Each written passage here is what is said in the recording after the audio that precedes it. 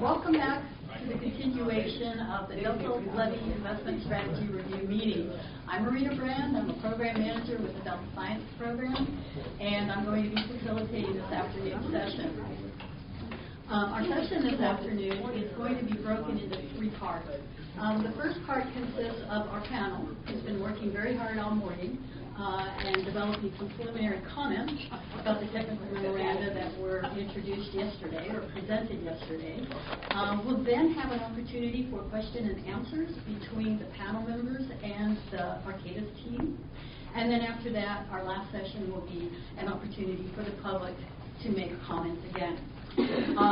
We appreciate it if you would fill out the sign-in sheet that's located out here in the hall, and if you do want to make comments, please fill out a blue speaker slip and give it to me. So we have the usual stuff. If you hear the fire alarm, please exit out that door back there, and the bathrooms are located down this hall and to the right. Keys to the bathrooms are located on the wall. Please return the keys so other people can also use the bathrooms. And with that, I'd like to turn the rest of the next part of the meeting over to Dr. Jim Mitchell, who is the chair of this panel. Okay, thanks, Marina. Here we are back again, and this whole afternoon I think is going to be pretty informal with a lot of discussion. We spent the morning deliberating and debating about everything that we were told yesterday and trying to get the information together in some sort of form that would give a bit of organization, where we can touch the major issues. We have some opinions that we'll be sharing with you. I can't say that we have recommendations that are ready to go at this point. We've started to draft a few things, but we want to just let them gestate for a while before we do anything, and it'll be important to hear what the discussion leads to in terms of how we might adjust all of that. So wherever the next slide is, and whoever's got the clicker, have a look. Okay. Our review process, as it's gone so far, is pretty well summarized by this. We reviewed the background material and the TMs during the period before we came here, and we met yesterday in the public meeting when ARCADIS and their consultants presented the information, and we discussed a lot of it in some detail yesterday. We reconvened again this morning, and we did formulate and discuss some preliminary general conclusions. And tomorrow we need to meet, the panel needs to meet in a closed session to better formalize the report, and we will be submitting that to the Delta Science Program. I think it's due within the next 30 days. I think it's final. And so those are the things that we've been doing. Let's have the next one, Zero.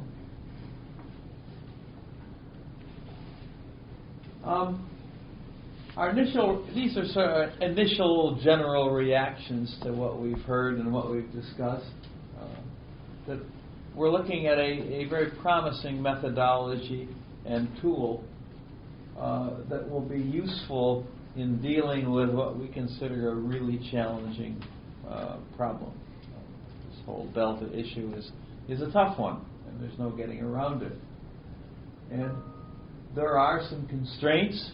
There are constraints on what the results will be used for. There are constraints on you folks that are doing the preparations, because we appreciate that you're operating with a very difficult task, with limited time, limited budget, and you're charting new ground, I think, in some of the things that you're doing. And it's useful because there is a clear need for this, given the importance of the Delta and the Delta resources, both to the Delta as a place and to the state of California, in fact, to the nation as a whole, I think. And we realize that as a peer review panel at this point, you're not finished, and it's midpoint in your study. And our understanding is that what the Stewardship Council is asking us for are our views on where you stand, and our suggestions on things that we can do to help you and to help identify areas of strength, areas of weakness, and all that sort of thing. So that's the role that we think that we're supposed to play. Next. So we have looked at all of this in the terms of this list of overarching issues right here, and this is going to be the main points of our discussion this afternoon. These are the categories. I probably will be going back to this slide. Do we have one more slide? Yeah.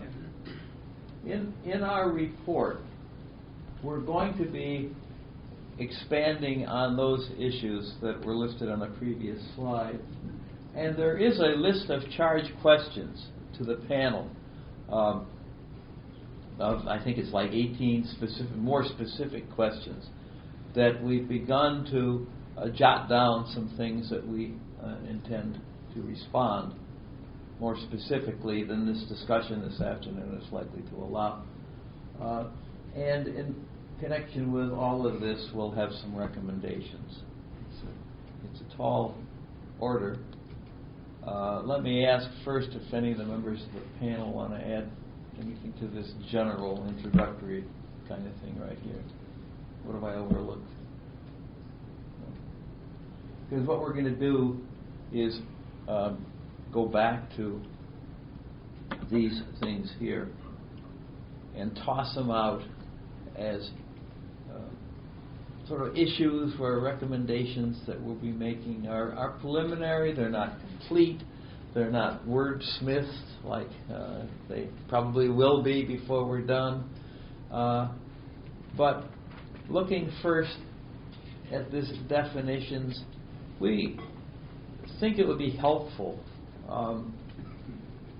if there were better documentation and more clearly defined terminologies, particularly with terms like tolerable risk. We got into this yesterday. Disruption of the water supply. What does that really mean? The metrics that are being used and how you balance one against the other. Are these definitions, can they be used consistently throughout, and so on. And those are the kinds of things that come into play when we're talking about the definitions, because I think what your report has got to be is clear, specific, and one that defines the boundaries of what you're doing. What is your task? Where does your responsibility end in the methodology that you're being asked to develop? When does it pass into the hands of the decision makers? There are many issues that come up when you come to make put inputs and decisions and so on. But I think that it's going to be in everybody's interest to have the boundaries clearly defined. But with respect to definitions, how about members of the panel? Do you want to add some comment on that? Well, we discussed yesterday that. Oh, forget about that. We discussed yesterday a number of the terms or metrics.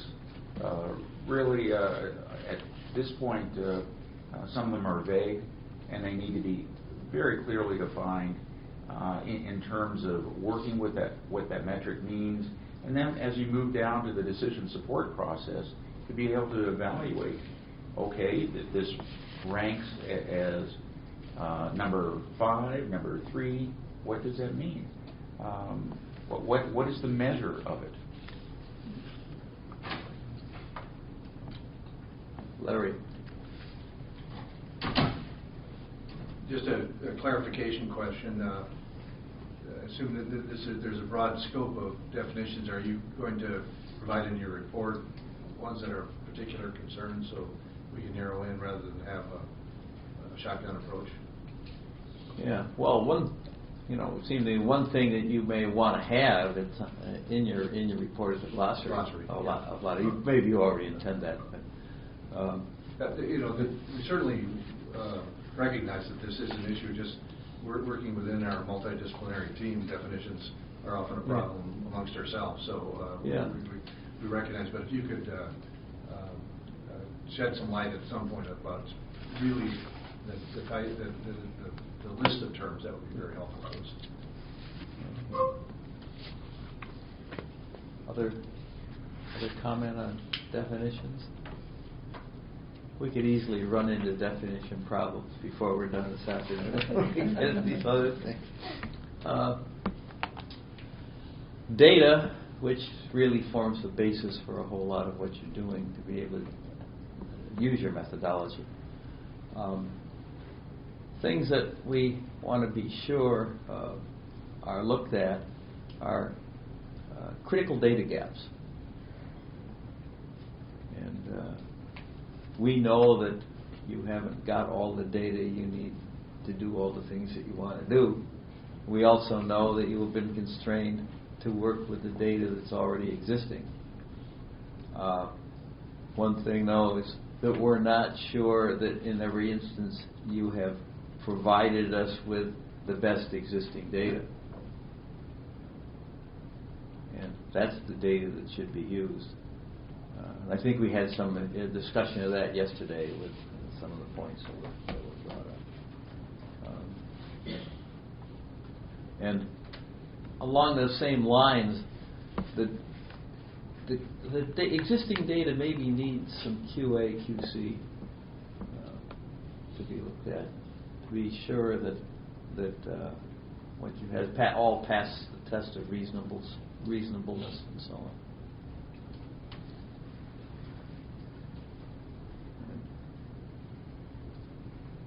What are the primary data sources?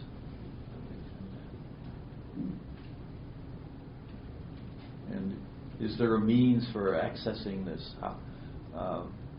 Will the user, for example, have a means for going back to access the data that have gone into formulating the tool? Yeah. So, I think the sense of the panel also was the credibility of the calculations is both the calculations and what goes in. And we would like to see an ability to trace back through metadata or other methods where this data came from. As you know, every time data gets passed, some information is lost about it. Some of it just is people who did the calculations. The equations always look better by themselves than with the caveats that go with it and nuances. And so some way to and you can't recover some of that, but it should be acknowledged and documented as part of one of our favorite words, transparency. So it wasn't clear to us, at least, me or us, I guess, to what extent that would be done as part of the documentation. And we think that's particularly important in order to ensure the adequate credibility of the calculations at the end.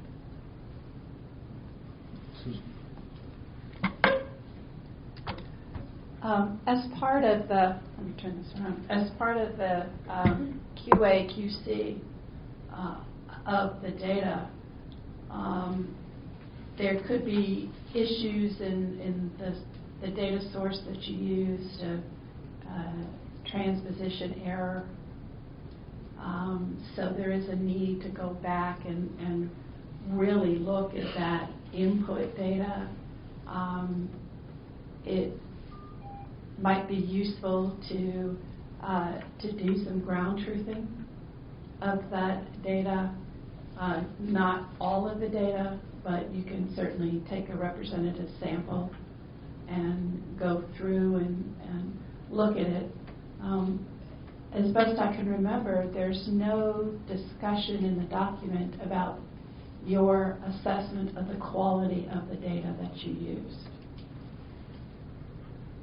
We all know that data have issues, and it's better to be upfront about what those caveats are in your data rather than assuming the reader knows how good or how bad the data sets are that you're using. And also along those lines, it would be very important to document the procedures that you used to do the QA/QC. So someone could follow along and say, that's how they went about looking at that.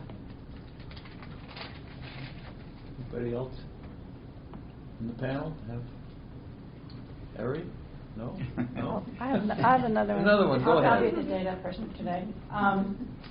The other thing is to be very explicit about your metadata. And that is data about your data. Where you got it, how you modified it,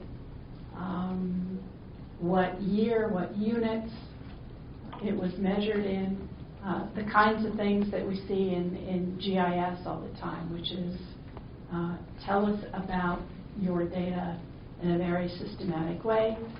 There are data standards that you can use to write up that metadata that would then comply across the board with federal levels. These are the federal FDGC, federal data standards. I know, I can never remember what it stands for. But that's a good way to actually do your metadata, because it's consistent with how the rest of the world organizes spatial data, and much of what you're doing is spatial data. So that would be one way that you could do that, and that goes just in either in the technical memoranda or as part of your system that you have.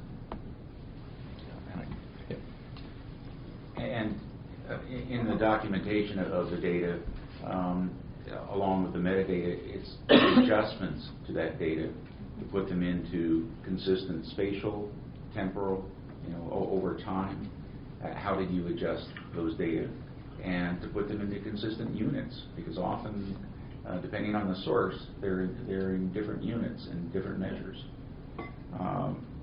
The comment in terms of access to the data goes back to both this beginning of where you're, the starting data, the input data that you're using, but at the end, the decision support system has to be able to go back and point to the results mean this in terms of the original data, the quantification of those measures.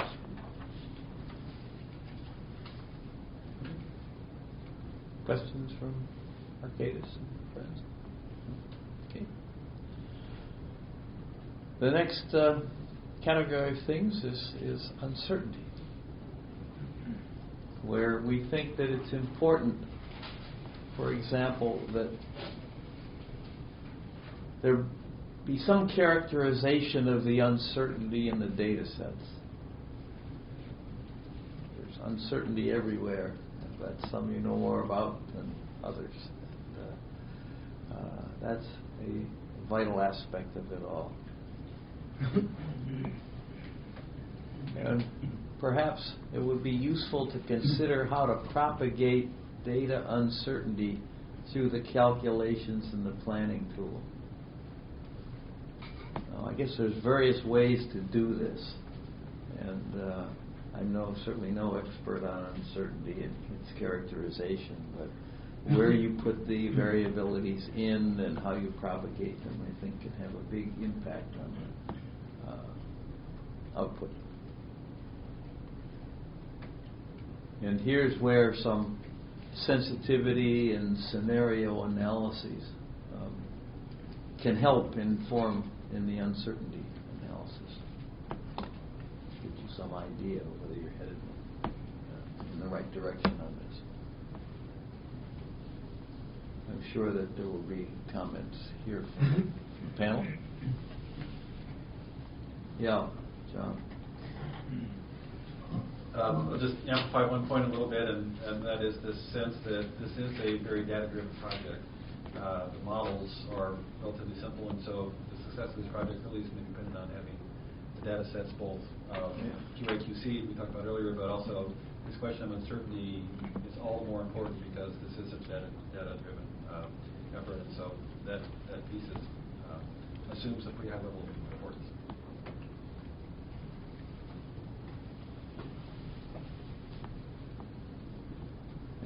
Questions from anybody here? Sure. Yeah. Well, just to emphasize the,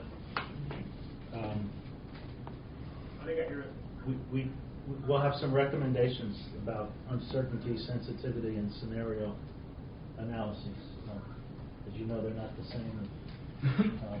Together, they can be extremely powerful, but they also could not address some of the questions if they're not done in a systematic and coordinated way, right? So we'll have, it's one of my little topics, but we'll have some recommendations about that related to that. Yeah. Okay. Wow. Excuse me just a minute.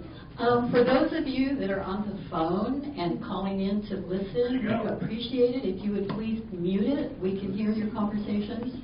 Thank you. They said "wow" to my comment. Yeah. I don't get that too often. It's your cheering section. Who is that? Just kids. Get that too often. Well, we then turn next to aggregation and scale and systems approach, multiple island issues, things that we did get into yesterday and we believe are very important to the success of your overall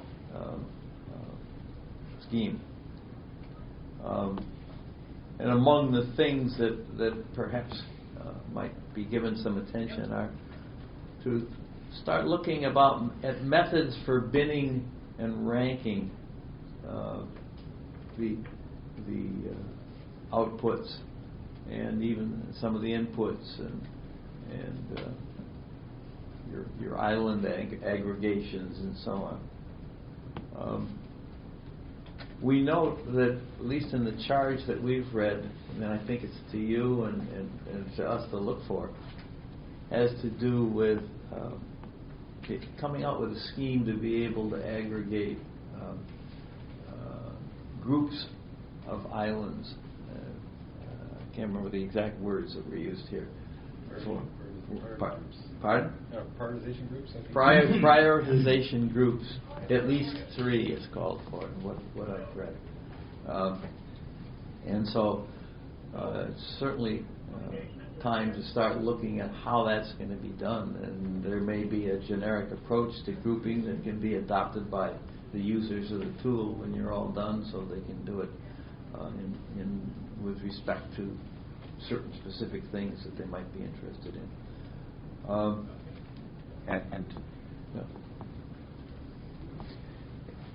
And that grouping goes both to prioritization across indices or objectives, as well as within objectives, so that you can look at, well, the ranking or grouping within this one criteria is this, so that then you can use that as one means of looking at how does this meet the various objectives or criteria. Jim, excuse me again. Hello, those of you on the phone, those of you who are talking in the background, we can hear a male voice. We really need you to mute your phone. You are disrupting our meeting here. If I have to ask for this again, I think we will end up just closing the phone line down. So please mute your phone. Thank you. Be warned. I think I mentioned this methods for characterizing the interactions. This is responses and consequences kind of interactions among islands. And we did talk about this yesterday, but things that happen here can influence what happened there, and so on, that kind of thing. And I know that your work is focused pretty much on individual islands up to this point, islands and tracts, but there are things that happen for groups. The analysis, in our view, might be expanded to include local, regional, and national benefits and consequences. Because an island really isn't an island. Things that happen here have impacts that extend pretty broadly throughout the rest of the state, particularly with regard to the water supply. And the importance of all that to the state is enormous, and the importance of the state on a national scale is very great. So don't think too locally.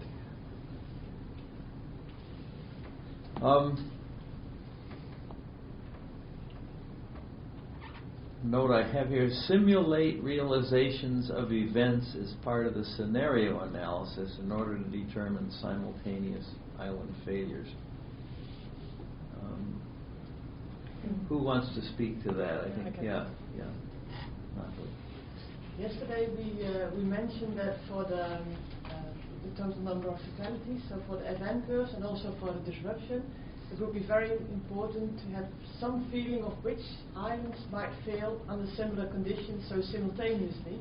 And we were thinking that it would be good to look at different types of events. So for instance, there could be somewhere in the delta there might be a 1 in 500 year water level occurring, but it might be caused by high river flows and no storm surge, or it might be caused by moderate river flows in combination with a storm surge. And depending on what event there might lead to this 1 in 500 year water levels, different combinations of islands might fail. And I think it's very important to get a feeling of which islands are likely to fail during a certain type of event, so that you can use this information to have a better feeling about the disruption and about the total number of fatalities that you need for the tolerable risk. You're used to talking about joint probability. Can you speak to the mic? Oh, sorry. Yeah, I was just trying to clarify, you're talking about joint probability. Yeah, that's related to that. Yeah, and that'll help provide input into grouping too. So if you look at one type of event and say, well, it's not just individual, what combination of islands are impacted by this? You can start looking at that as one method of grouping these together. And Susan will probably have something else to follow up on in this. But the export of water, as we talked about yesterday, can be extremely important, and that's where you go from local, the individual island, or the delta, to regional, to statewide impact, and at least in the charges and information we've read, it includes national. And so, and the national might be, something that could help bring in the Corps of Engineers or other support or funding sources on. And that's really important because incorporating the measures for what impact levees within the deltas might have on export of water to the rest of the state could be one of the major impacts, so both economically, physically, and you start looking at the Central Valley agricultural impact that may have, and the population impact in Southern California. Could well, pun not intended, but it could, swamp the delta impacts in some cases. And so it's really critical, and we talked about the need to do that beyond just a disruption index. I think what Ari was referring to was another way of perhaps thinking about aggregation is to look at low probability, high consequence versus high probability, low consequence. And the consequences could be differentiated simply on the basis of population, but it could also be differentiated on the category of ecosystem services or something like that. And that's another way of sort of slicing it rather than doing it island by island. And I think the idea is, how can you come up with this mix of aggregation that gives you the best kind of result in this kind of prioritization process. Oh, I don't know if this is a comment or a confusion on our part. The difference between the primary and the secondary zone, it seems as though most of your population is in the secondary zone. And are you including that secondary zone in the computations of the islands?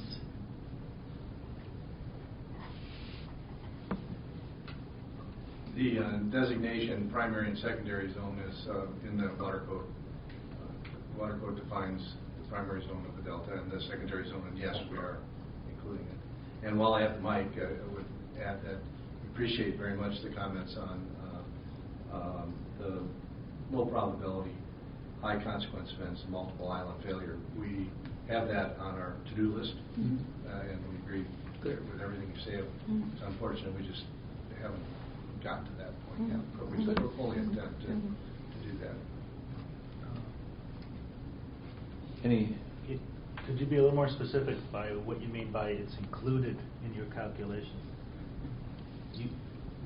Whether a particular island is primary or secondary, we didn't see how that affected the calculations of anything. Well, it has the predominant effect, of course, is property and damage, and the long-term effect, which we discussed yesterday, is that because of the way the legislation is currently written, we don't anticipate significant changes to the primary zone, but there may be development in the secondary zone.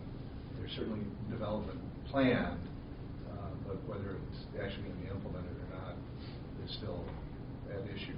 So in some respects, the Delta primary zone is unique in that what we see today is going to be pretty close to what we see in 2030, pretty close to what we see in 2050 in terms of population, in terms of what's there in the Delta. So that's, to that extent, we've incorporated that in our... Right, but if you have an identical island that's in the primary zone and it's identical island in the secondary zone, you would get the same calculations out, right? There's nothing that flags it as being in the secondary zone. No. Okay.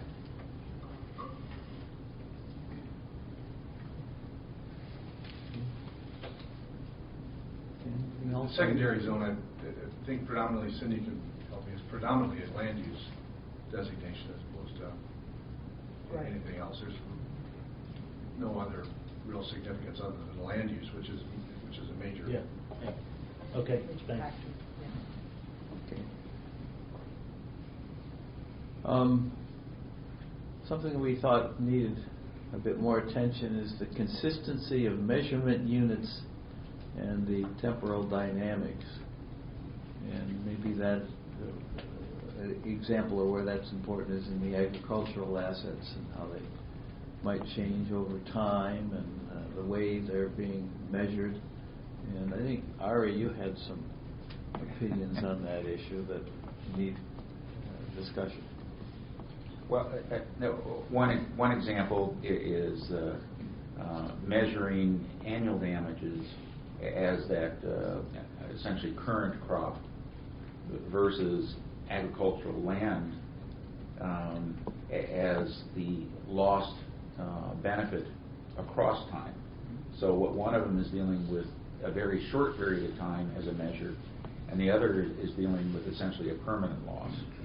And there needs to be some consistency in the measurement units of how that's handled. we talked, one way of doing that monetarily is using present value, and that would capture both the long run in both cases. But it needs to be clear and consistent in terms of the analysis of what kind of measures you're using and are they comparable.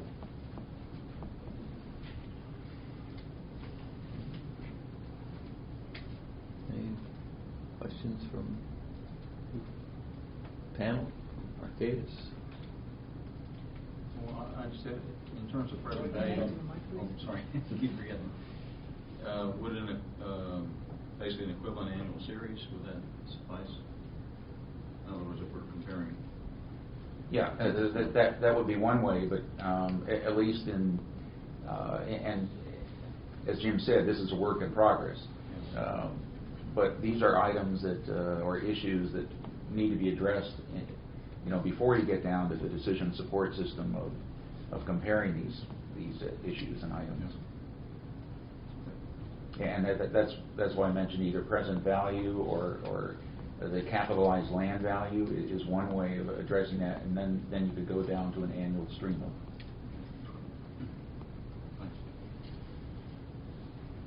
Okay, where are we on this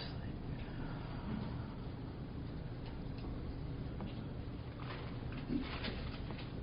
We have a whole category, I guess, that's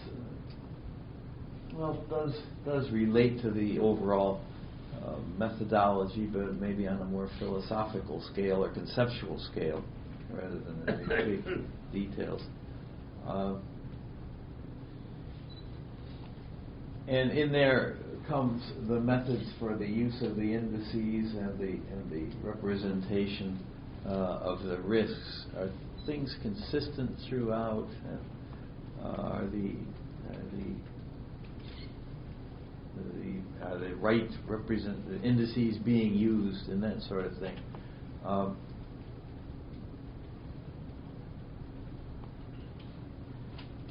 I look to some of my colleagues here to amplify that a little bit more than I can do right now. I'll start the conversation. You've made a judgment that you're looking at 5 or 6 different indices. Yeah. And presumably you are summing the ranks across those indices with some subjective weighting system in your final tool that still is under development, but based on that one diagram we saw yesterday. The philosophical question that we had is it really important to have rank 1, 2, 3, 4, 5, 6, 7, 8, 9, XXX down to 170?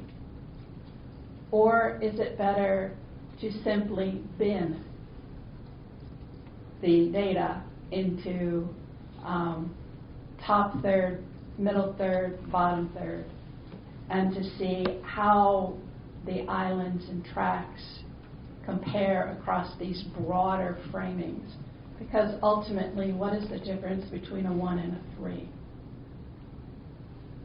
And methodologically, it's perhaps easier to justify a binning system, a categorization system, than it is to justify the difference between rank number 1 and rank number 4.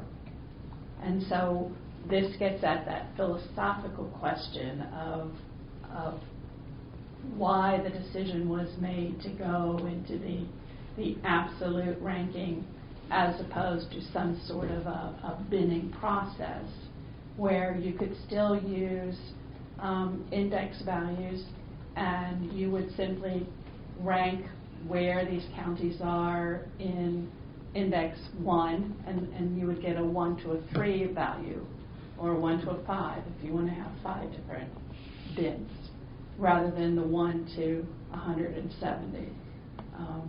And I think it might make it easier for the end user to see very quickly, oh, well, this was high in this, and it was low in this one, and it was high in that one. So if I adjust my subjective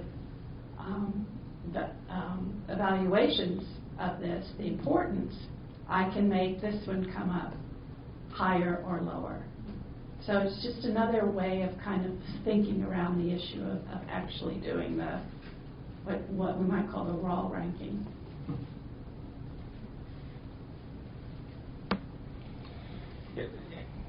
In terms of the methodology, a lot of discussion. There was a lot of discussion on both the use of indices as being appropriate, and in particular the aggregation of indices, because there are other methods, and the literature I'll characterize it as mixed, but often the aggregation of indices presents some real difficult issues in terms of ending up with a decision support tool that's useful, that's will end up as being something decision makers can take away. And related to that is currently, and I know this is in works, bars of the indices and the weight showing relative amounts. At some point, the decision maker is going to need to be able to go back and be provided through this tool or through access to the data. What does this mean in terms of a quantifiable measure? And all the indices have some sort of quantification. It can be a number, or in some cases it could be high, low, medium in terms of habitat, or there are some other measures that are characterized as high, low, medium. And so that translation needs to be made so that you can go back to it. And I have something to add, but let me I'm going to ask my colleague Dave Gross to speak to this in greater detail, but it's unfortunate that you really were not able to see how the tool actually works. Because if I understand your question correctly, Susan, that's exactly what the tool does real time for the user. The user can change those weights and real time see how they move. Now, your suggestion to bin things versus rank may turn out to be very significant. May not, though, if it turns out that out of 170 you've got 5 or 10 that are clearly different, and that everyone else is pretty much the same. So we're certainly looking at that. But yeah, we have, if I understood your question correctly, that is really fundamental to what we want to how we want to use the tool, make it available to all users. And David, if you'd like to. Right. No, I understand about the subjectivity of the ranks. I mean, that was very clear from the graphic. The question is, is one better than two? If so, by how much? As opposed to this grouping is better than this grouping. Yeah. No, thank you for your comment. I definitely understand the concerns you're raising, and I think it's just unfortunate that one graphic that I showed, which was to illustrate more broad capabilities as opposed to saying, here's how we're combining the metrics. I mean, I didn't even provide the formula for doing so precisely because we weren't ready to present that at that time. We do have in the tool versions that are much more in line with what you're describing, and so I think right now what we're doing is we have been focusing on calculating the metrics and just looking and seeing what they do. And as we move into this next stage where we're thinking about, well, how do we combine these? To what extent can we be more precise about their, the meaning of them, and perhaps move into quantification even more so. We'll be considering these points because these are in the literature and these points are well known and we are aware of them. So I definitely appreciate your points, and I think you'll see when we revise that we'll be taking into account them. Let me ask you a techie question. Is the manipulation of the data to get the ranks, is that done in some kind of SQL engine and then exported into the tool, or and what is the the engine for the tool? Is it Tableau or something else? Yeah, no, that's a great question. So the tool itself, the visualizations, is in Tableau, and there are some calculations that can be performed in Tableau quite easily, such as weighted sums, which is what we provided there. We have we're driving the visualizations off of a database, and we're populating the database using other models. Like we're calculating the metrics, doing the calculations that Holly described using R. So right now we don't have a separate algorithm doing that weighting, because right now we're looking at relatively simple ways to combine them that we think we can accomplish in Tableau. However, developing portfolios is something that is more of an optimization problem, and so we generally do that outside of Tableau and then re-import the results.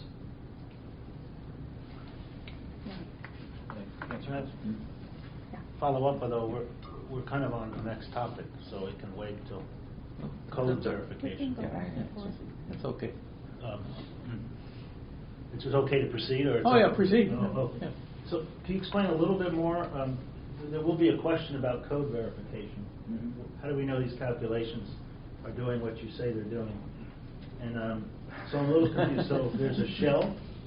This is all and you're using R, which is accessing a database, or the data are in R, and then you're writing that out, and some other things reading it. How is this done? Okay, let me explain, because we haven't explained it yet. So currently, with the calculation of the risks according to the different metrics, we have an access database that includes all the assets information, information on the various components of the calculations for the risk measures that Holly's team is putting together. And actually, let me step back. We have a quality management program document that's not thick. It's thick, and it does specify procedures that we're following to QA/QC this. And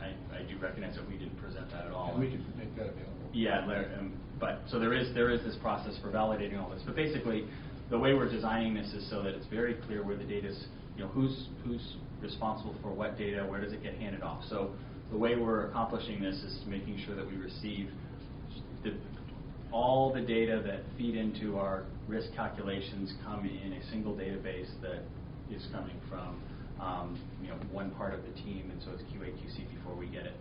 We then communicates with that database and makes some additional calculations, which populates, creates new data, and that's stored in a database, and that's our responsibility to make sure that those calculations are correct and documented in QA/QC.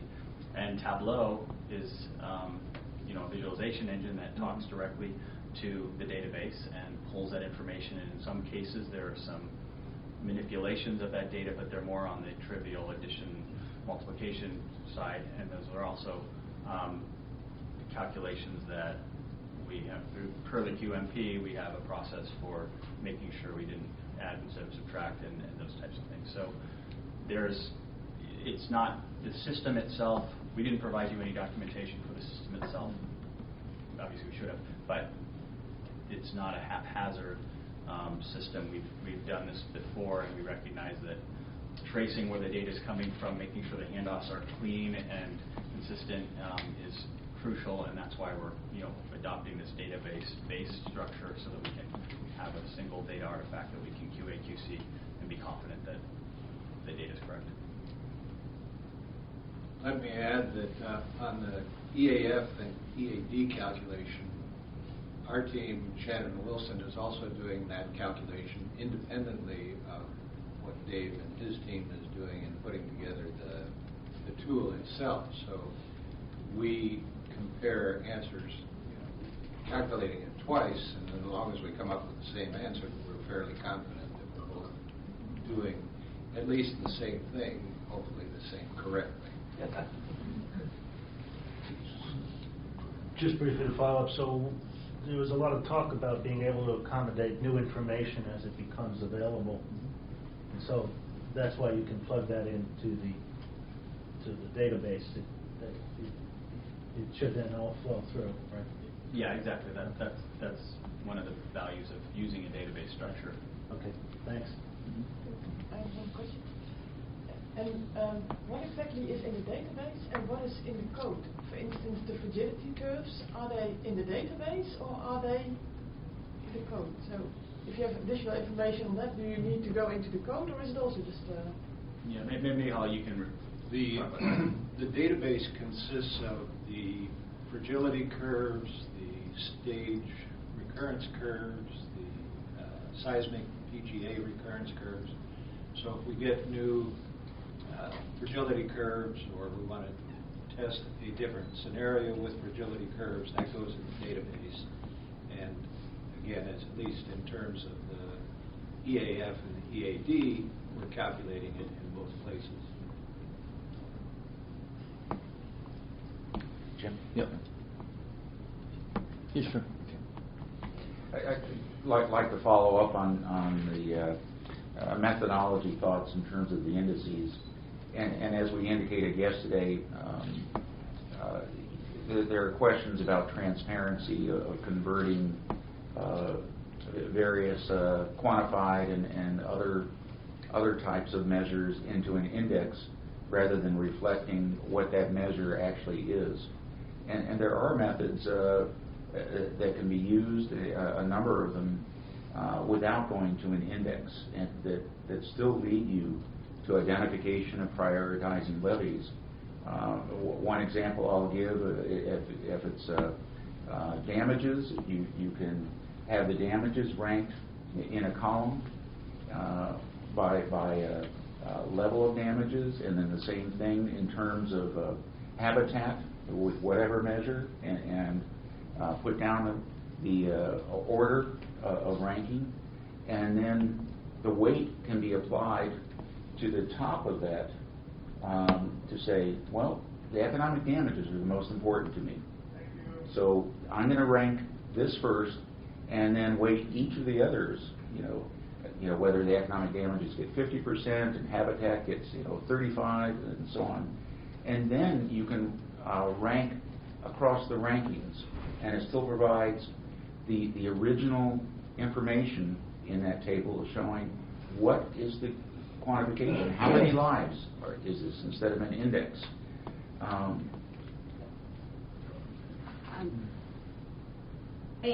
Consistent with the definitions, so when you say index, and we use the term metric to define our risk.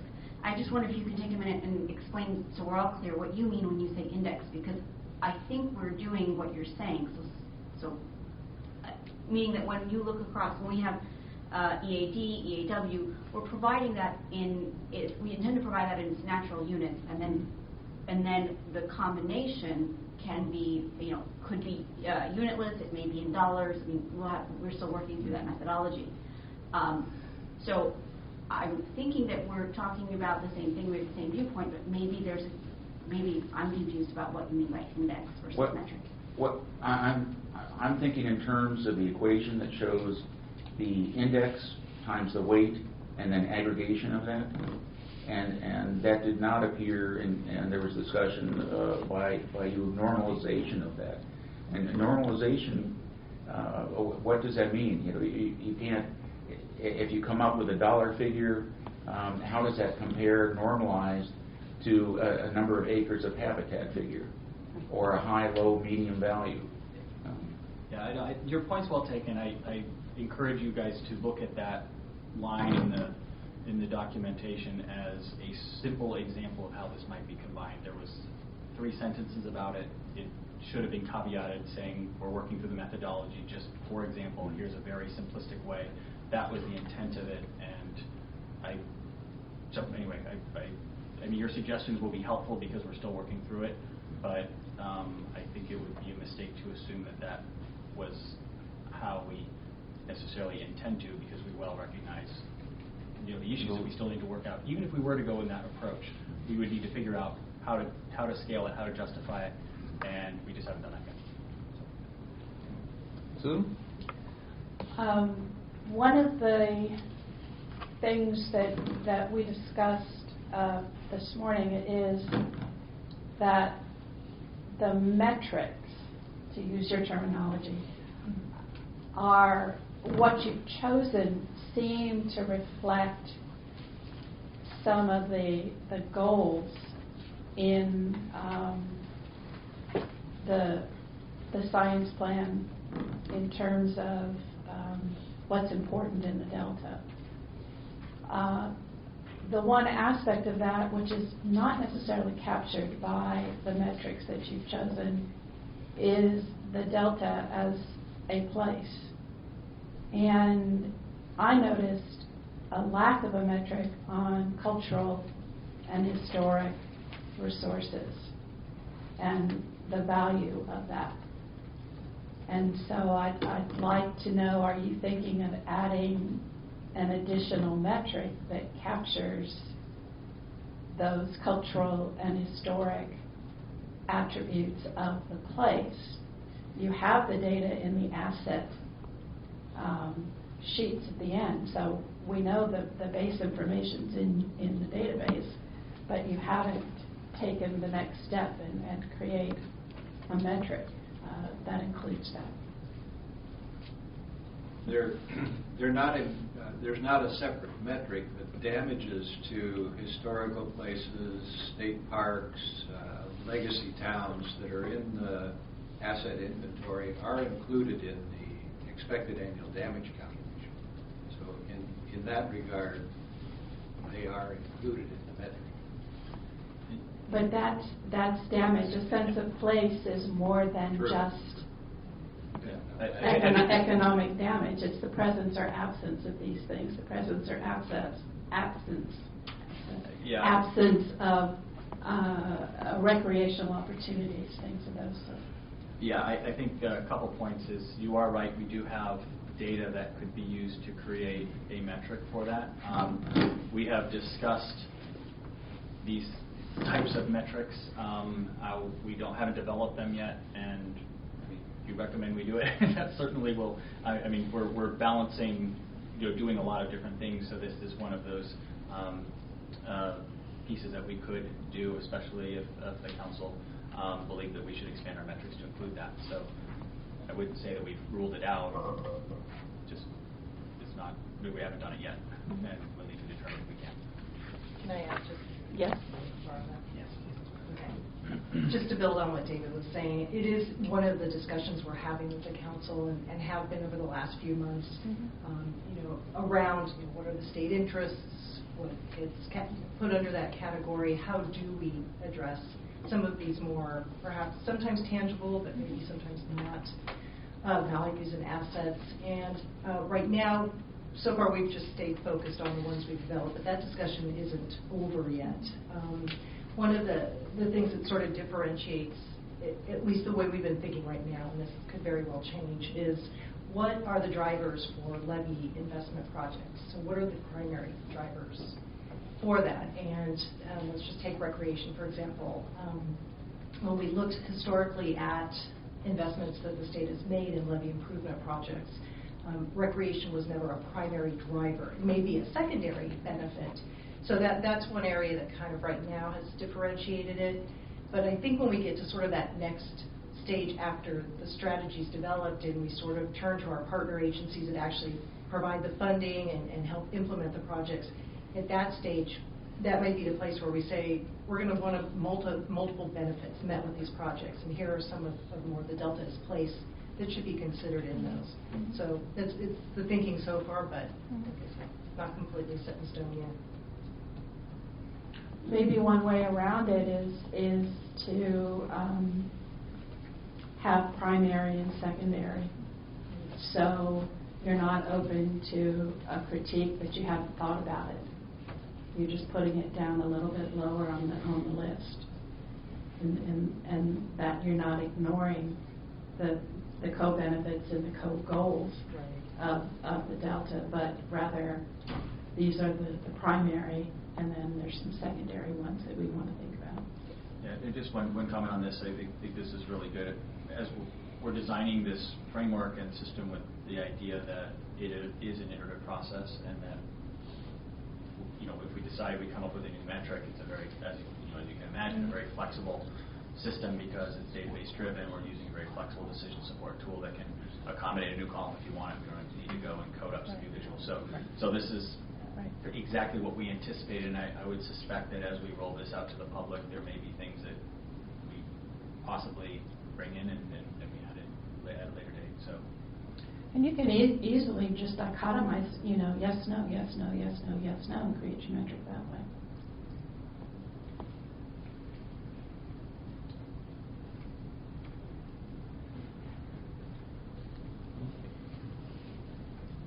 Any more comments on that last category up there? Expected value.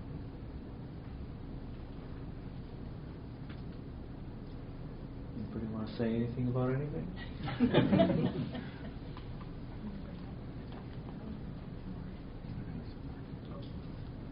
So we're good? On that topic, or? Yeah. Well, I mean, we've got validation. Validate. Oh, yeah. We had. Well, yeah. I was looking at the wrong thing here. Yeah, the validation and code verification. We've heard, I think, just a couple minutes ago, a little bit about maybe the code verification part, but since the two groups are computing the same thing their own way and hopefully coming out with comparable results. But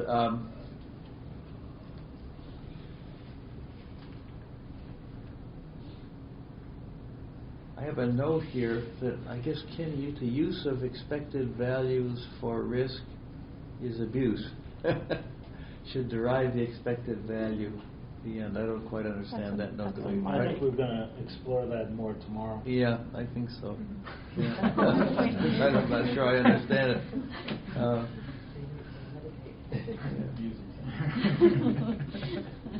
We've come down. Well, are there other points on the validation and code verification that could be things that ought to be said or explored? Go ahead. The validation and verification, it says code there, but there's really the original data validation, which has been discussed. But there's validation and verification of the results. And yesterday we talked some about the fatalities, and historically, at least, there haven't been fatalities. So how does that get addressed? Is that I'm not suggesting, as I mentioned yesterday, I'm not suggesting it be dropped, but it may, in terms of weighting and so on, be dropped simply because it's a pretty minimal impact compared to some of the others. And going back, and one of the public comments yesterday was disputing some of the data that had been developed. Richards Island? Roberts Island. Yeah, and things like that. Of just going back and not necessarily the entire data set, because that would be enormous, but at least spot checking some of these things. How accurate are you? Does the data that you have as input, is that accurate? And then the output, does this make sense? Is one of the questions. So that's where that comes from.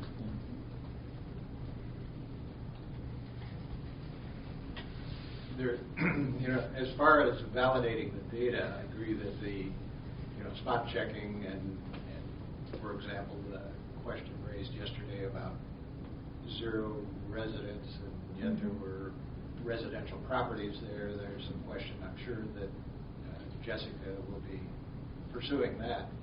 But as far as validating the results, I think all we have to go on is historical evidence. For example, for a certain,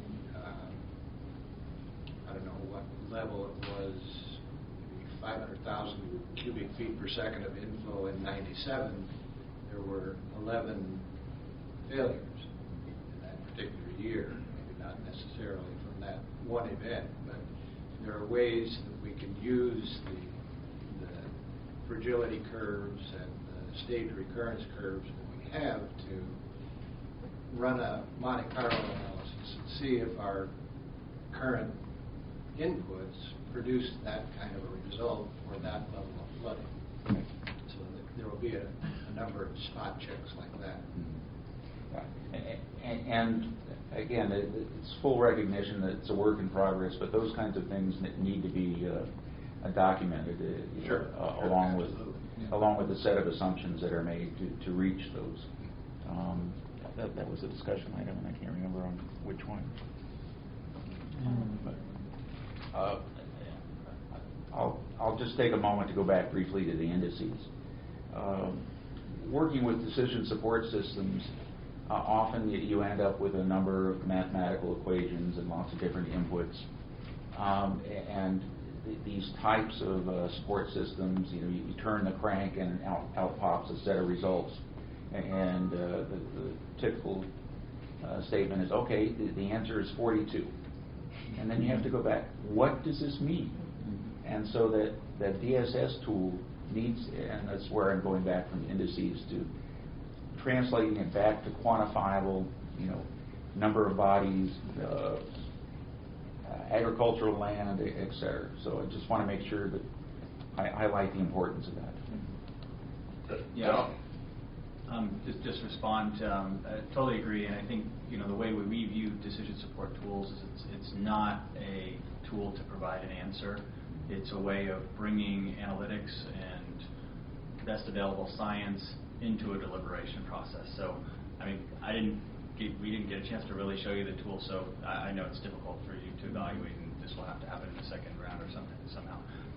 But we definitely take your point, because that's exactly the goal of the decision support tool, is not to tell the council what to do, but just give it access in a more useful way. What is a variety of technical and scientific information that we have to bear. So, but it has to go back to that original quantifiable metric. I couldn't agree with you more. Yeah, absolutely. Point taken. Just want to have one comment too. It's not just, the other real value to the tool is that, of course, it helps to describe the without project alternative or baseline condition, and then hence what you measure change of whatever scenario. So that's really valuable.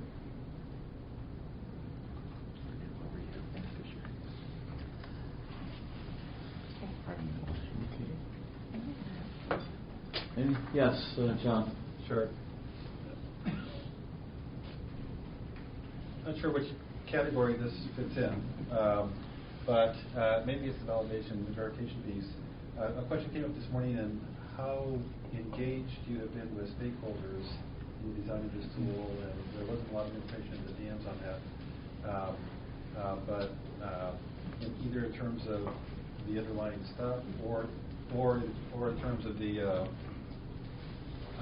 even usability testing kind of stuff. When you get to the end of this process, to really help flesh out whether this is in fact useful to your set of stakeholders you've identified, might be another strategy that you should be considering. As part of the project, we developed a communications and outreach plan, which we've attempted to implement faithfully. And that includes outreach to stakeholders at various levels. We've identified agency stakeholders, DWR, the Central Valley Flood Protection Board, Delta Protection Commission, just to name a few. And we meet regularly with those stakeholders once per month at a minimum. We have identified a number of technical resource groups that we've called, and these are by open invitation. The people that serve on these technical resource groups do so voluntarily, and we've had a number of meetings, perhaps 3 or 4 broad meetings, some as long as a day, where we've shown various aspects of data gathering and the beginnings of the tool development and obtained feedback. And we've had a series of 2 public meetings. Each one was held twice in different places in the Delta to get public feedback. In addition, we have a host of smaller group meetings with stakeholders, and certainly anybody that's asked to meet with us, we've generally accommodated, and part of that has been desire on our part to get better data where we thought it might be available, and there's still some we're trying to track down, but we've tried to make this a very open and transparent process. In the next couple of weeks, we'll be having a series of public meetings on the notice of project for the environmental analysis, followed on very quickly with public meetings for the next rollout of information that we have. So I think we have a series of 4 public meetings throughout the course of the development of this particular project, and then there will of course be additional meetings associated with the environmental process. When the tool is ready to be shared, we will make it available at public meetings so that people can use it, try it, and we'll be rolling it out similarly with the technical resource group. So if I might add, that's been one of the real challenges of the project. There's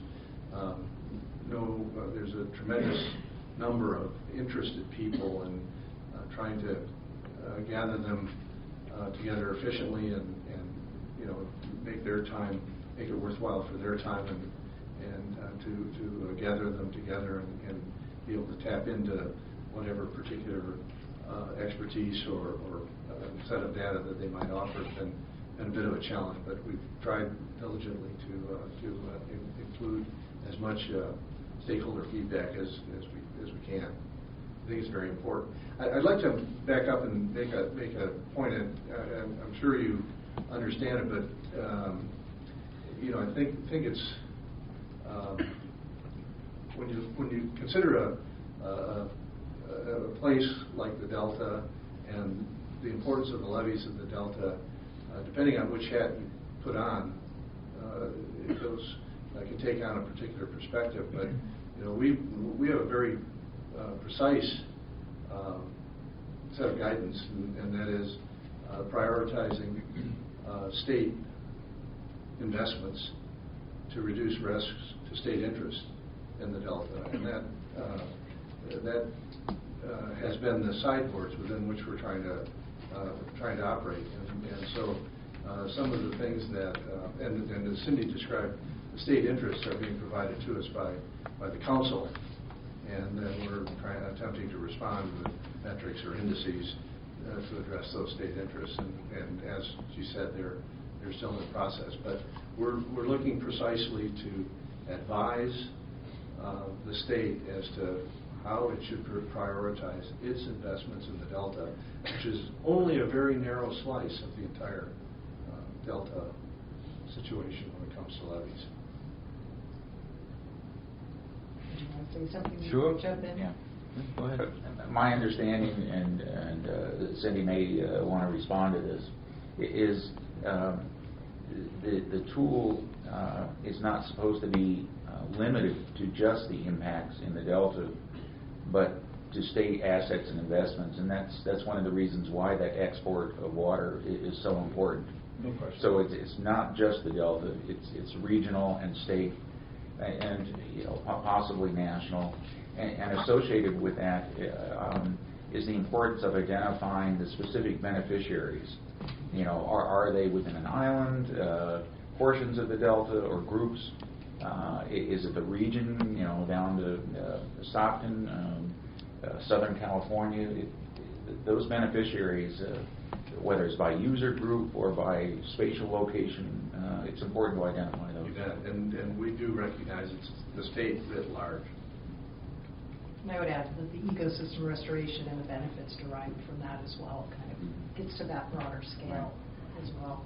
Right. just say a quick follow-up on the stakeholder engagement. Just to add a couple of things to what Larry was saying. It's definitely been a tough part of this project. I mean, we're doing our best. We are engaging with many groups. The council meetings are monthly and they're webcasted. They're open to the public. So it's another venue and we update the council every month on progress with the project and milestones and decision points that they need to weigh into. So it's another avenue that stakeholders and other agencies can be part of that process. Doing things like evening meetings to try and allow folks to be able to join us after work and whatnot. One of the things, not to make any excuses, but just, we're trying to be very cognizant of how we navigate through competing with a whole lot of other high priority issues and projects and tasks, agency activities out there. So I think we're doing a reasonably good job. I wish we had, another twice the number of people we have just to be able to get out there a little bit more, but we're definitely using all the different venues we can think of to be able to engage folks.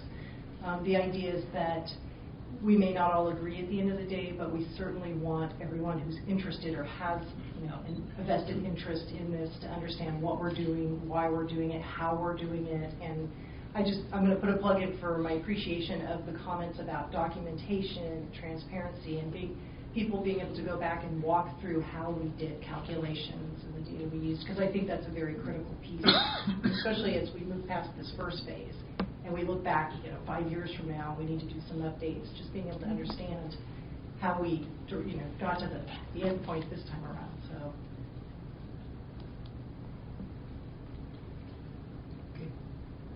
Yes. And I'll make one, I won't go so far as recommendation, but suggestion. There was a lot of discussion yesterday. Some things are monetized, but many things are not. There is, or there does appear to be sufficient information to monetize much more than what is planned. And I don't know whether this, and ARCADIS, I'm sure does have the people on staff to do this, but engaging an economist to help do this. And George, that's no comment on you. It's not an economist. I don't know insult thing. But I think that would help contribute to it, the tool and the decision making. Susan, did you have that standing up for a reason? Oh, no. No. No. Anybody? Yeah, Dave. I'll just comment. We've got lots of economists at RAND, and we have been consulting as part of this team, but we will certainly continue to do so, and especially as we tackle some of these issues that you've talked about that we're going to be addressing in the coming months. So, great. Thanks. Okay. What do we do now, Mariana? Do we take a break and then? Yeah.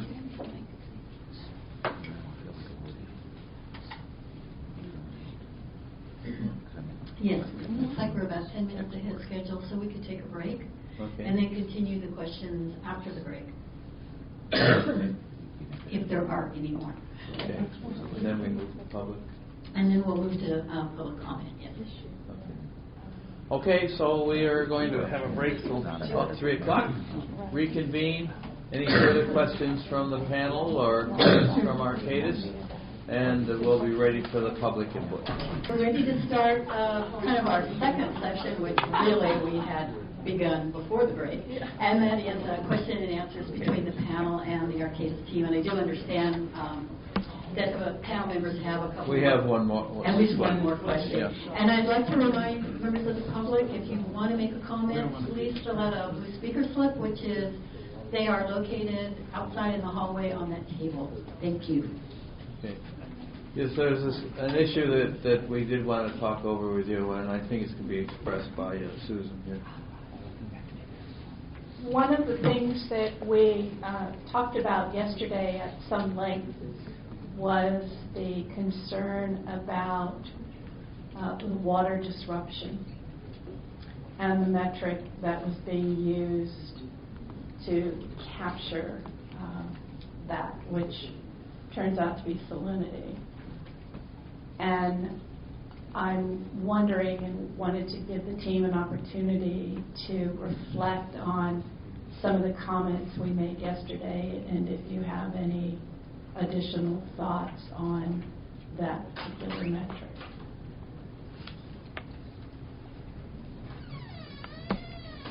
Well, we certainly talked a lot about that metric today, in part through planning on it, as well as in response to your comments. I think what we're working to do is to try to clarify the factors that determine whether an island flooding contributes to the risk of a supply disruption. So, as the metric is currently configured, it's a combination of islands that are considered close proximity to the supply corridor, islands that are that have salinity effects if they were to flood, both positive and negative, and then lastly islands that have critical infrastructure on them. So I think actually it's a bit more accurate to say our current metric considers salinity as well as critical infrastructure. For instance, we're concerned with the islands on which the East Bay Mud Aqueduct travels on. That's not a salinity-related issue. So I think we're working to make sure that when we think about the factors that influence whether an island floods and has an impact on risk, making sure that those are clear and transparent and understandable and relate back to what people understand is, the critical islands. So it may be that we rethink about how we come up with an aggregate score to determine whether an island's important or not when it floods. So that's one of the areas we're looking at. And then the second area is thinking more continuing our thought process on multiple islands and ensuring that as we're thinking about individual island failure, we're doing it within, conditioned on the likelihood that it's triggered by an event that's flooding other islands simultaneously. So we're working through that to make sure that we're both doing it properly, and if we are, and then communicating that. Okay. But in your excuse me, if I might add, Susan, I think this is a good example of where we have made not only a good faith effort, but have succeeded in our outreach. We've established good lines of communications with those entities, organizations that are most affected by this, and we're gaining their feedback, their input. It is a work in process, but we've met many times with the key water purveyors. We will continue to do so, and I think that's before all is said and done, I think that'll be a mark of real success in terms of outreach and using stakeholder feedback to advise us and inform us on that particular issue. Great. One thing that in your statement brings up the point we made earlier about metric versus index. This is a case where you're actually creating an index rather than a metric. Yeah, that's a good point. And sometimes, well, I mean, we talked about this. Should we be looking at risk to each of the users of water supply users of the Delta? There's nothing wrong with it. I'm just, I know. just pointing it out. Okay. Sure. Yes. Yeah. Well, I might disagree with Susan's last summary of that.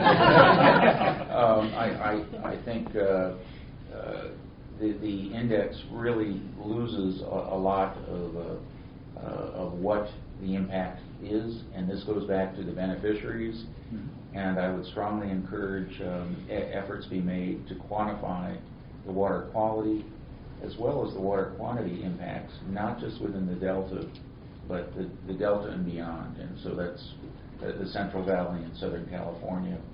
And by quantifying that, as I said yesterday, it can really be used as strong justification if those impacts are shown to be significant to providing funding for delta levies.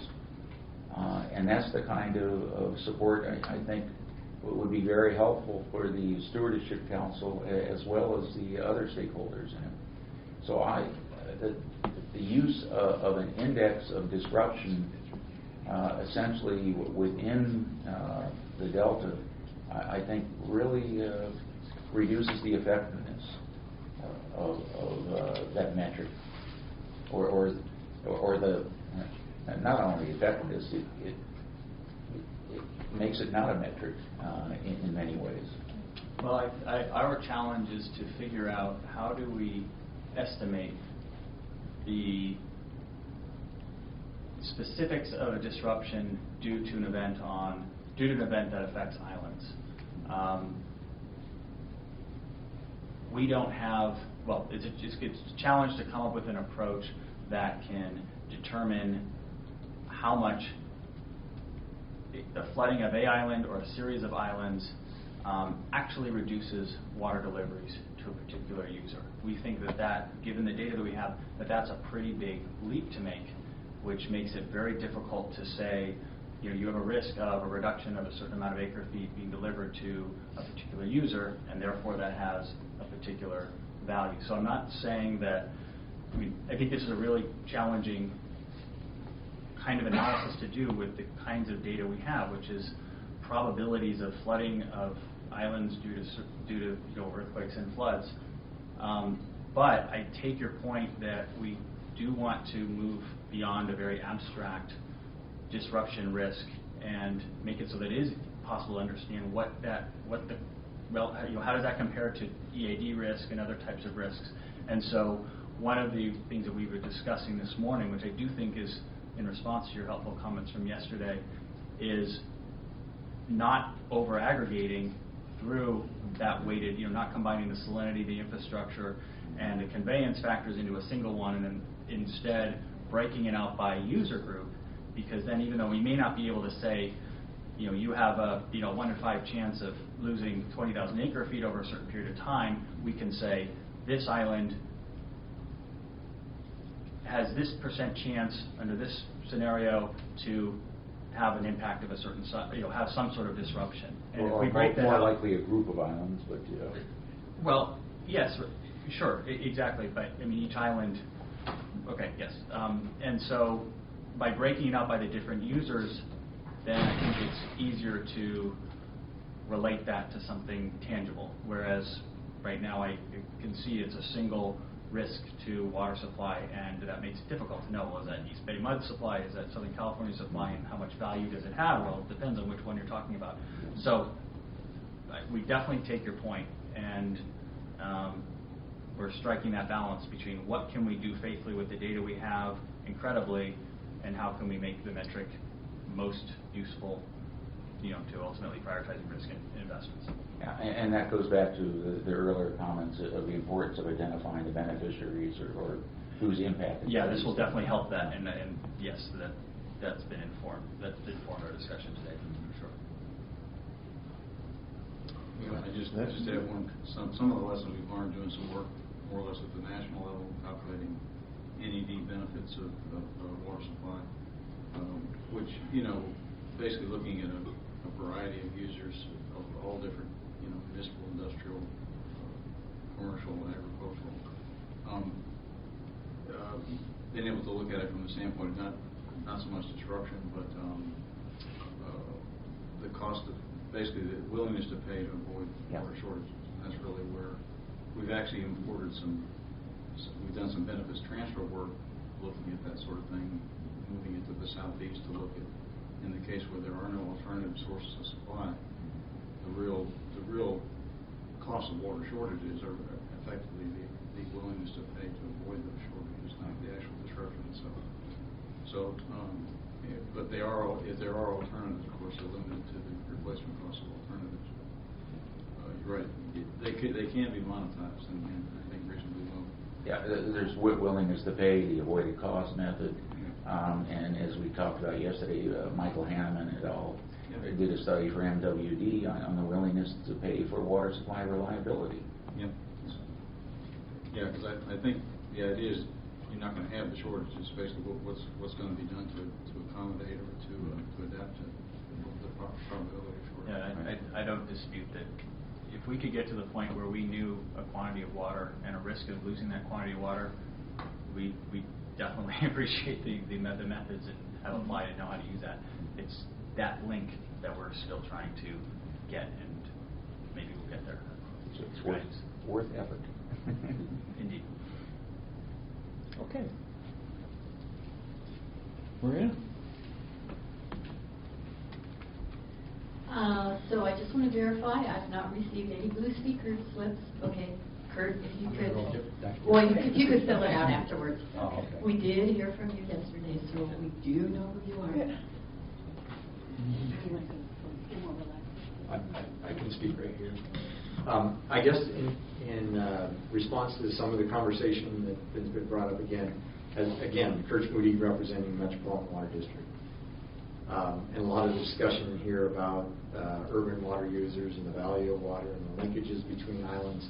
What I haven't heard, which again I brought up yesterday, and which is currently not being evaluated, which needs to be evaluated, is Metropolitan has spent 10 years, almost 10 years working with DWR and the Corps to develop what we call the Middle River Pathway. And that pathway goes a long ways towards mitigating our water supply impacts. And until that pathway is incorporated and recognized, we don't think it's going to accurately reflect the impacts to our water supply.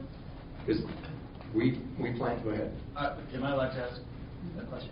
Can you clarify, so recognizing that pathway, do you mean that you would like to see our analysis suggesting that we're actually not worried about those islands flooding because you have a plan to address it, or something else? Can you help me understand? Yes, because the pathway is a way, so when the delta floods and becomes salty, we implement the pathway. We've already gone to major steps to get prepared to implement the pathway. We've stockpiled hundreds of thousands of tons of rock. We're in the process of getting sheet pile. We are shoring up levees along the pathway, all in the intent so that once that earthquake hits, the delta turns salty, we're able to quickly restore freshwater supplies to Southern California, Central Valley areas. Explain that in a little more detail. How it works? Well, yeah, where it works and how it works. Okay, the way this works is one of the things, so I'm going to take you back in time for a little bit. One of the things we found out about 10 years ago or so was that when the delta floods from, and it wasn't known until then, but we got some pretty good sophisticated hydrodynamic models running DSM or RMA models. We looked at those analyses, and what we found was that when we got a 10 or 20 island failure, you get a lot of saltwater intrusion into the southern delta, and you can't get it out. And that saltwater gets parked in front of the state and federal water projects, which is unacceptable. So we set about this plan to mitigate that, and we looked at a bunch of different options. We looked at building gates.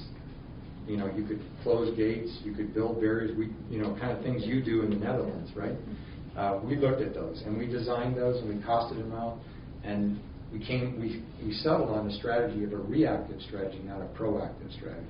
So instead of putting all that investment in when we were working on other solutions, we wanted to look at a reactive strategy. So the Middle River Pathway works on the premise that we want to be able to reach up into the central northern part of the delta where we know from modeling that we can freshen the water supply fairly quickly post-earthquake. So by building the pathway, you basically shore up those levees along Middle River that have slumped. We estimated originally slumping down the order of 15 feet. Based on the work that we've done since then, we think we can mitigate that slumping to something on the order of 4 or 5 feet. So we come in and we shore up those slumps along Middle River. We close off 5 adjoining channels, and with the rock that we've got stockpiled, we've in essence now got an isolated corridor, if you will, from the export facilities all the way up to the North Delta. We can push that salt out of that Middle River corridor, and then turn on the pumps, and we'll be able to start drawing fresh water into the Southern California. So tying that back to the exercise that we're, or the activity here, which is right. trying to identify which islands or sets of islands are at risk, and therefore what's the value of improving the infrastructure, or making investments in the levees. What I'm hearing is that we should be acknowledging that some of the islands that are on the corridor are actually not high priority to invest in, because you have a mitigation plan that relies on this Middle River corridor. And is that what you mean by reflecting that plan? It would really be reducing the risks to certain islands because you've got a plan of dealing with that. Is that what you mean? Right, and you're suggesting that if by the analysis as proposed is saying flood an island and flood an island and flood an island, and you look at the impact.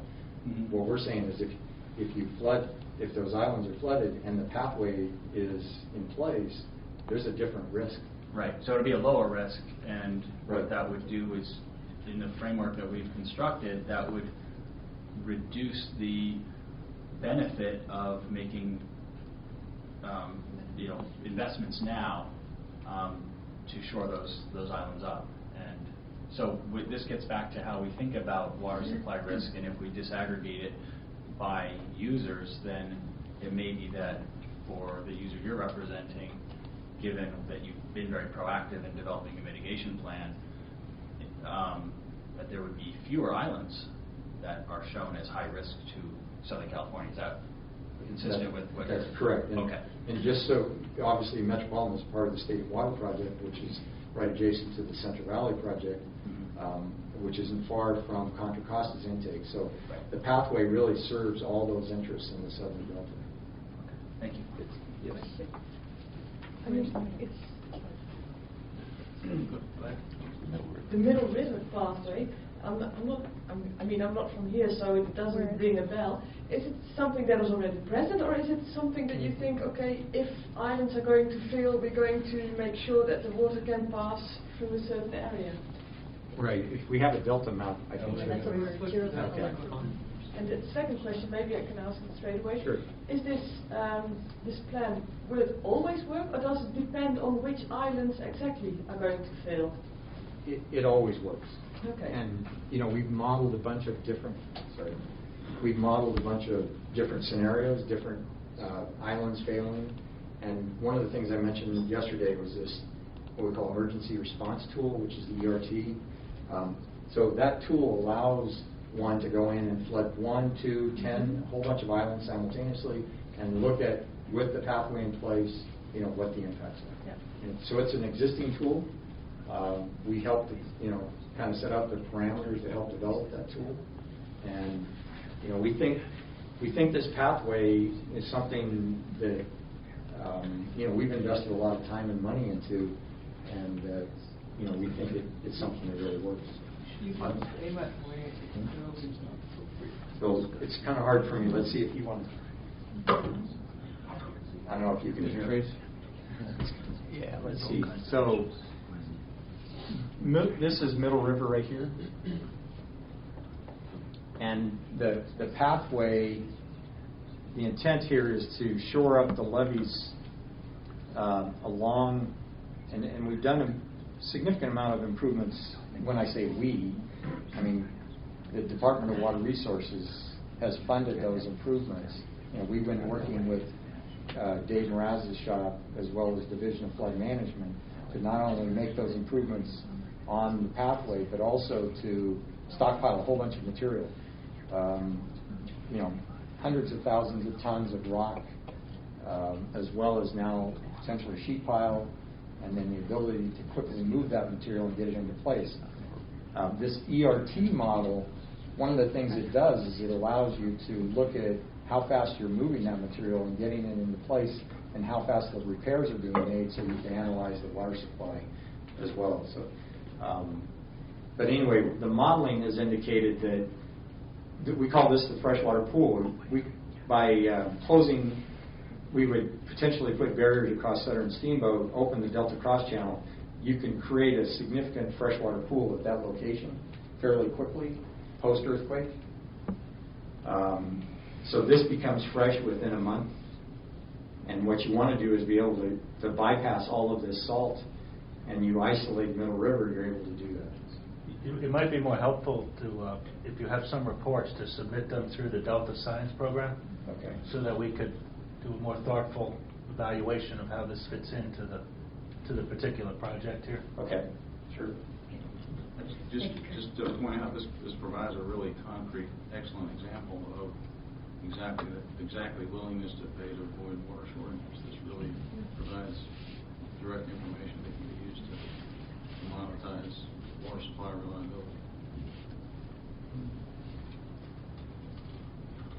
Thank you. Are there any more questions between? Okay, all right.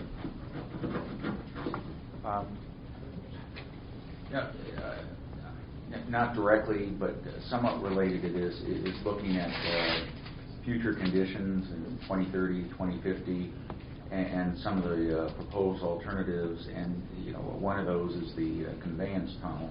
And we had some discussion about that. Would it make any difference to the operation of the islands, since the conveyance still goes through the delta and over, and there are alternatives?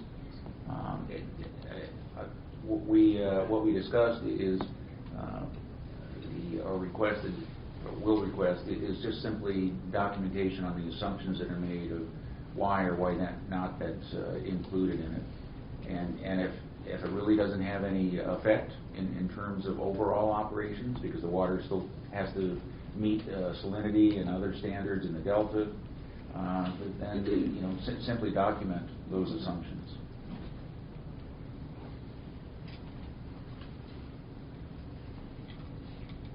Are there any more questions? Of either from the consultants to the panel or the panel to the consultants? No? Okay. Well, I want to thank both our consultant team and also our panel for engaging in this process. Next steps, as the panel indicated earlier, tomorrow is going to be a work day for them. They'll be gathering together and putting together their initial recommendations about the technical memoranda. We anticipate receiving, we being the Delta Science Program, anticipate receiving a report from the panel within about 30 days, and then it'll take us a few days to post it. But we will be transferring it to the requesting agencies, which in this case is the Delta Stewardship Council and the Department of Water Resources, and posting it for public information. So that concludes our meeting today. Thank you all. No more public. Can I say a quick thank you? I know you've concluded it, but I'm guessing we won't see each other again in this sort of setting. We'll get the report a month from now. But just on behalf of the council, I wanted to thank the panel members again for your time and your willingness to serve on this panel, and for all of the really good input that you've provided so far. And we'll see 30 days from now. Not 31. Think somewhere within 30 days from now. So anyway, with that, I just want to say thank you. Thank you.